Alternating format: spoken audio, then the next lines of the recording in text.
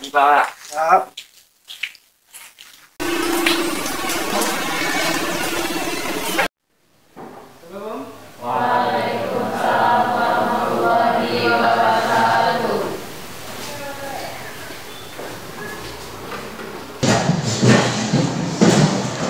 Bismillahirrahmanirrahim. Assalamualaikum warahmatullahi wabarakatuh.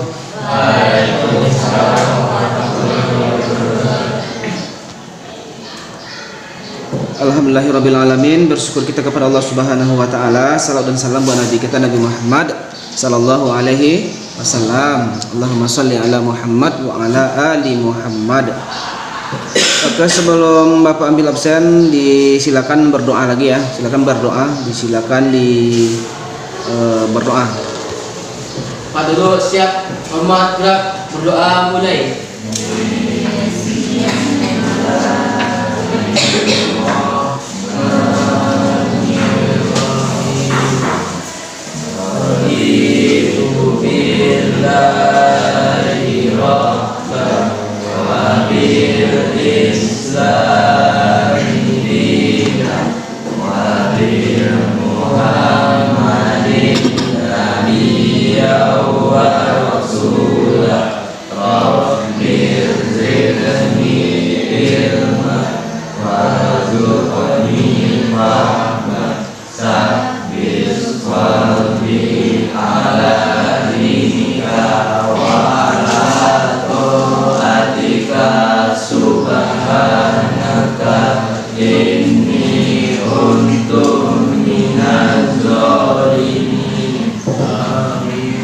Baik, Bapak ambil absennya.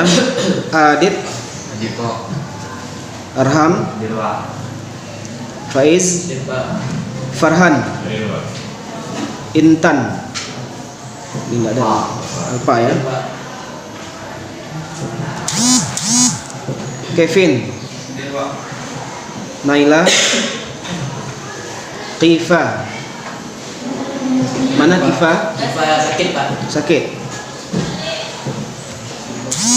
Rena, Resha, Rosa, Salma, Sadam, Shalfa, Febi, Zaskia. Berarti dua orang tidak hadir ya. Satu tanpa keterangan, satu sakit. Khifa ini apa sakitnya? Ada yang tahu apa sakit Khifa ini? Demam. Demam biasa. Hah? Sakit mah. Iya. Kamu itu gimana? Sakit mah. Iya.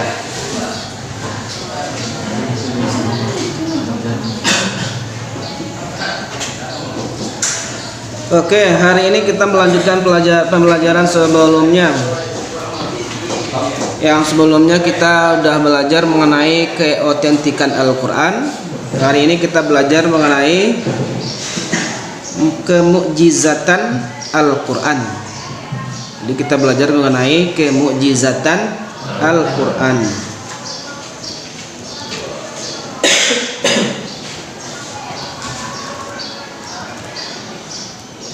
Pemahaman bermaknanya adalah menganalisis definisi mukjizat. Udah paham definisi mukjizat?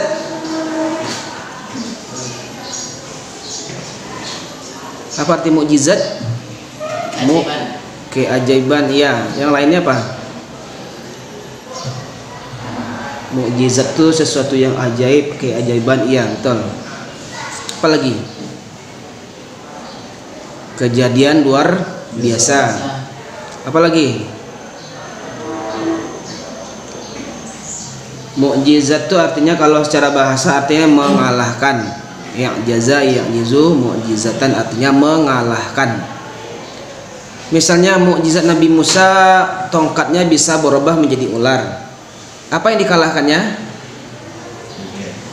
Penyihir yang menggunakan tali yang dirubahnya menjadi ular. Artinya mukjizat Nabi Musa bisa mengalahkan sihir orang orang lain, sihir penyihir yang ada pada zaman Firaun. Kemudian Nabi Musa bisa membelah lautan. Siapa yang dikalahkannya di situ? Firaun. Dan juga laut. Laut itu kan pada dasarnya kan tidak bisa dipisahkan. Dibom pun dia nggak bisa dipisahkan. Pakai nuklir pun dia masih bisa bersatu. Tetapi dengan tongkat aja dia bisa dipisahkan. Kemudian syarat-syarat mukjizat. Kemudian i'jazul ilmi, menganalisis contoh mukjizat hissi dan maknawi. Menelaah mukjizat Al-Qur'an melalui uslub Al-Qur'an. Tahu beda mukjizat hissi dan maknawi? Apa bedanya mukjizat hissi dengan mukjizat maknawi? Kalau hissi nampak oleh mata, bisa dirasakan oleh tangan atau panca indera lainnya. Misalnya mukjizat Nabi Musa, nampak atau tidak? Nampak. Mukjizat Al-Qur'an nampak atau tidak? Belum nampak.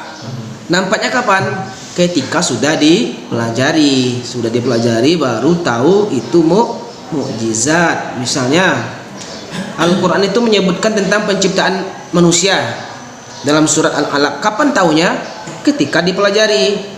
Dipelajari secara ilmiah, dipelajari pula yang ada di dalam Al-Qur'an. Oke, pertanyaan pemantiknya. Kenapa pada zaman dahulu mukjizat para nabi dapat dilihat oleh mata? Iya, betul, untuk membuktikan kebenaran yang dibawa oleh para rasul tersebut. Kenapa? Karena banyak orang yang ragu-ragu. Misalnya kita Nabi Musa, yang paling dikagumi oleh orang ketika itu apa? Penyihir.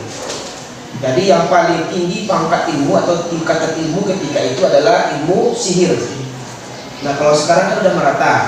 Ilmu agama perlu, ilmu umum perlu juga. Kalau dulu tidak, ilmu sihir yang paling utama adalah ilmu sihir. Siapa yang paling bisa menguasai ilmu sihir, maka dia menjadi petinggi kerajaan Firaun. Makanya Nabi Musa mukjizatnya mengalahkan sihir-sihir tadi. Apa maksudnya? Allah yang menguasai segala yang ada di dalam dunia ini. Sihir-sihir manusia itu hanya biasa saja. Itu maksudnya. Yang kedua, apa mukjizat ilmiah Al-Qur'an? Apa mukjizat ilmiah Al-Qur'an? Apa pikiran? Maksudnya adalah kita ini diciptakan dari saripati tanah. Yakni saripati tanah itu artinya hewan, tumbuh-tumbuhan atau makanan kita atau buah-buahan yang dimakan oleh orang tua kita itu menghasilkan sel telur dengan sel sperma. Itu yang dimaksud dengan saripati tanah.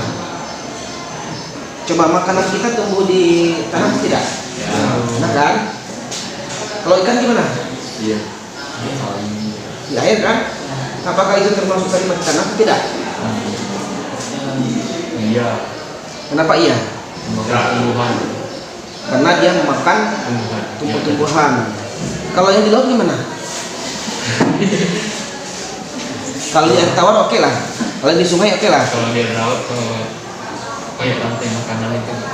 Oh betul. Kalau di laut itu dia seperti rantai makanan. Misalnya, yang ikan yang paling kecil memakan sesuatu yang ada di tanah-tanah seperti plankton dan segala macam. Kemudian ikan itu dimakan lagi oleh yang agak besar sampai ke yang paling besar ya. Itulah seperti rantai. Kemudian kita mempelajari tentang mukjizat Al-Qur'an ini, apa gunanya kira-kira? Ya, kita mempelajari tentang mukjizat Al-Qur'an, apa gunanya? Apa jawabannya? Kan banyak manfaatnya tuh. Karena kita kan kitab suci kita adalah Al-Qur'an. Tentu kita harus ketahui apa mukjizat dari kitab suci kita. Nanti kalau ditanya orang, apa mukjizat kitabmu? Nah, benarkah Al-Quran itu memiliki mukjizat? Nah, dengan mempelajari ini kita bisa tahu bahwasanya Al-Quran itu memang memiliki mukjizat. Dalam waktu 5 menit aja, lama-lama ya.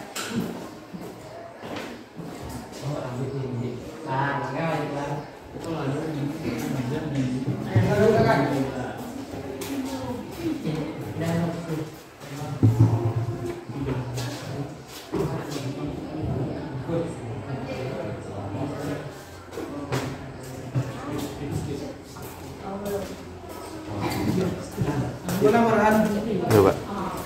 Mau saya merekam? Ayo, Pak.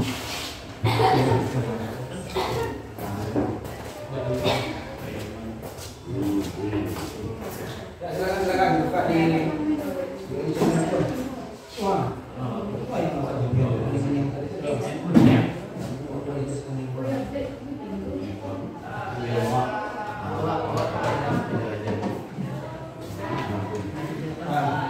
buat itu bisa terdengar ya.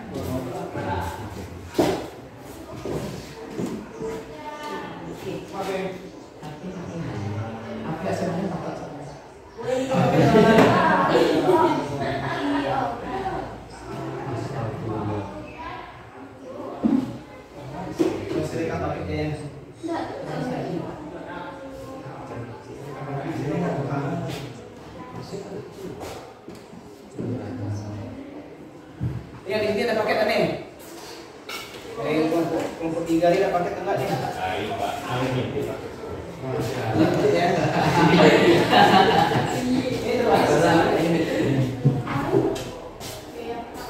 Ada paket sini Kak. Kelompok 2 nih. Baik. Kalau mau yang tengok di paket FNP ada di TikTok itu ya. Yang punya aplikasi TikTok boleh tengok situ. Yang mau yang aja. Orang seperti yang mau yang aja. Tapi kalau di yang kalau TikTok itu masih ada uang. Mau yang aja. Dalam waktu 5 menit aja. Lama-lama ya.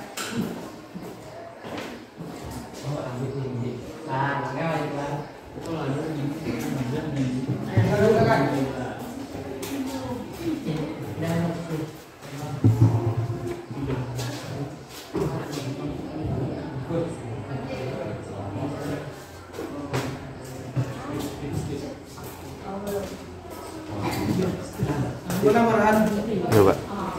Mau saya merekam? Ayo, Pak.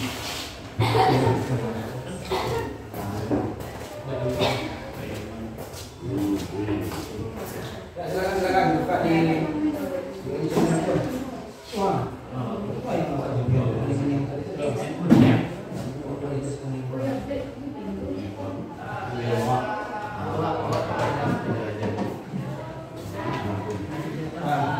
buat itu bisa terdengar ya.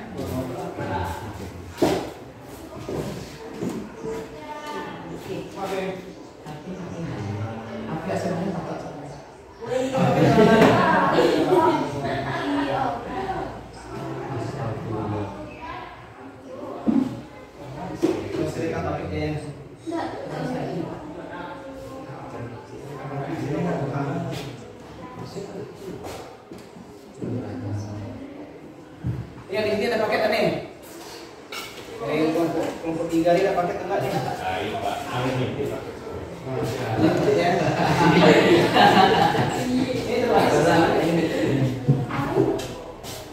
Pak. Ada paket sini Kak. Kelompok 2 nih. Baik. Kalau mau yang tengok di paket FNP ada di TikTok itu ya. Yang punya aplikasi TikTok boleh tengok situ. Yang mau yang aja. Orang seperti yang mau yang aja. Tapi kalau di yang kalau TikTok itu masih ada uang. Mau yang aja.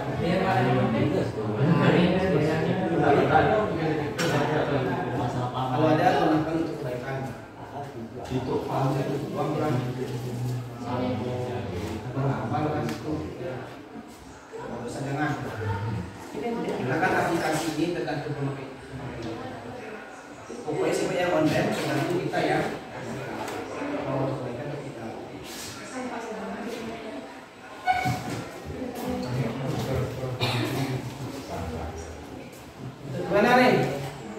nih. Harus paham ya. Diskusikan dulu berempat nih. Diskusikan dulu berempat. Kalau ada tulis, diskusikan. Apa mau Al-Quran dari segi isi ya, ini kalimat-kalimatnya mesti paham nih, kalimat-kalimatnya mesti paham. Definisi bisa Al-Quran secara bahasa dan istilah harus paham semuanya. Kalau paham nanti mudah nih. Harus paham. Apalagi yang tadinya tak paham ulang. Masalah itu harus paham. Apa yang dimaksud dengan definisi Al-Quran Al-Quran secara bahasa dan istilah? Tidak mana yang itu susah. Katakan. Ini gimana nih?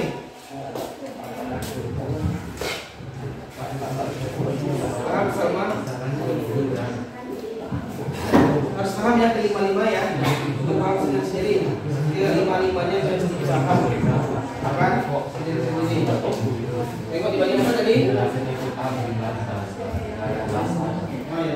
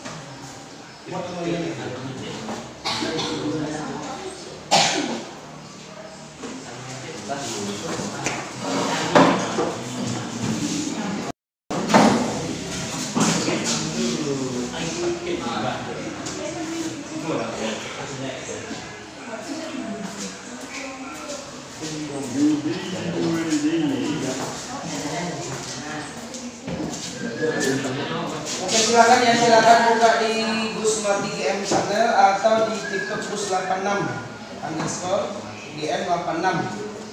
Silakan ditengok di situ tentang kemukjizatan Al-Quran. Kelompok 1 bahasannya adalah definisi secara etimologi dan terminologi kemukjizatan Al-Quran. Kelompok 2 membahas tentang aspek kemukjizatan Al-Quran dari segi gaya bahasa atau uslub. Kelompok 3 membahas aspek kemukjizatan Al-Quran dari segi isi kandungan Al-Quran. Oke, silakan. Dalam waktu 5 menit aja. Lama-lama ya.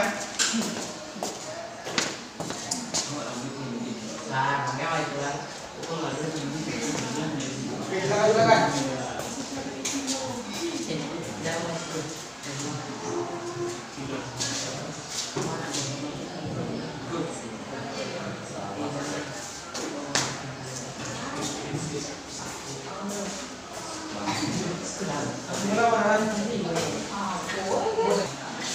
Ini mana nih?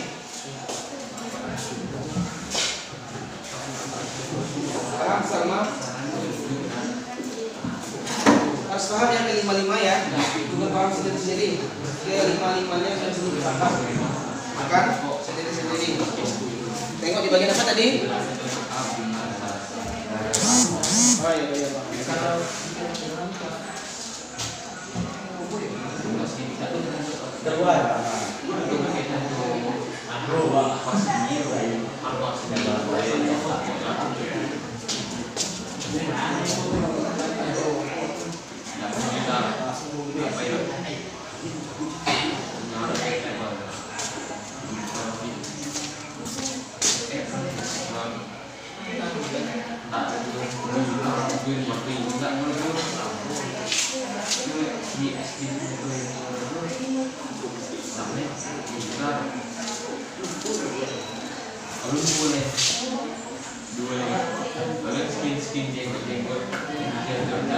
Akan diakses jalan lanjut lain apa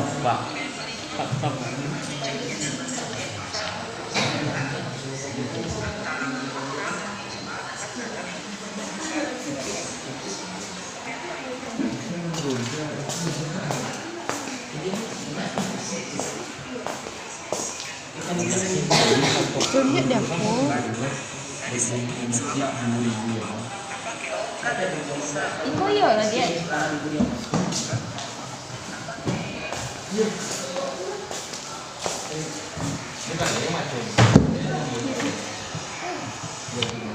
Wah, sedanya Pak.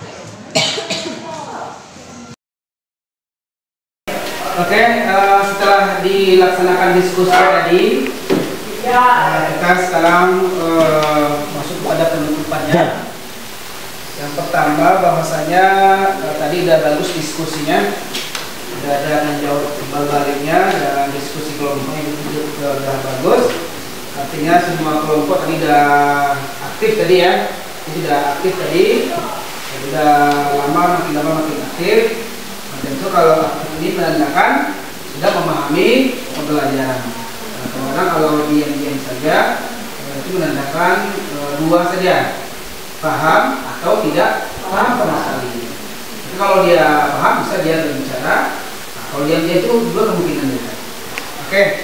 Kemudian kesimpulan kita hari ini apa kira-kira?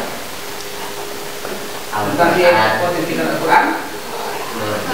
Al-Quran itu atau asli Al-Quran ini dari siapa? Dari Allah Subhanahu wa Ta'ala. Al-Quran itu murni atau asli dari Allah Subhanahu wa Ta'ala. Apa jaminannya? Al-Hijr ya? Melalui siapa dijamin? Melalui penghafal Al-Quran. Jadi semua umat Islam pasti dia hafal beberapa surat. Paling tidak surat Salat hafal kan? Al-Fatihah, Al-Ikhlas, An-Nas. Dan sekian juta orang di dunia ini yang umat Islam hafal seluruh isi Al-Quran. Kemudian itu cara menjaganya melalui Kemudian bagaimana caranya kita lagi membuktikan bahwasannya Al-Quran itu otentik? Caranya tadi disampaikan oleh kelompok 2 salah satunya. Seperti caranya, yakni Al-Quran itu sendiri menantang orang yang meragukan, coba buat seperti saya. Itulah kira-kira. Jadi Al-Quran sendiri ngomong kepada orang-orang yang ragu, wahai orang-orang yang ragu, berkumpul kamu dengan jin sekalian, coba buat serupa Al-Quran. Ada yang bisa? Tidak. Coba misalnya pertama untuk lebih berat, yakni 1 Al-Quran 30 juz, tak bisa. Diturunkan menjadi 10 surat, tak bisa. Diturunkan lagi menjadi 1 surat saja, juga tidak ada ya. Kemudian juga dibuktikan dengan kejadian-kejadian yang ada di alam semesta, dan itu membuktikan bahwasanya Al-Quran itu otentik. Kenapa? Karena yang dibicarakan 14 abad yang lewat, nah sekarang dibicarakan 14 abad yang lewat, yang dulu belum orang ketahui, sekarang baru orang ketahui. Oke, barangkali itu kesimpulannya. Nah ini untuk tugasnya dikerjakan nanti ya. Ada tugasnya, silakan nanti dikerjakan. Nah, ini ada tugasnya, silakan dikerjakan LKPD ini. Nah, silakan dikerjakan LKPD ini ya. Ini membuktikan bahwa ini nanti kalian paham dan dikerjakan ini. Jadi untuk hari ini kita cukupkan. Mari kita berikan aplaus untuk diri kita bersama-sama. Kita baca hamdalah.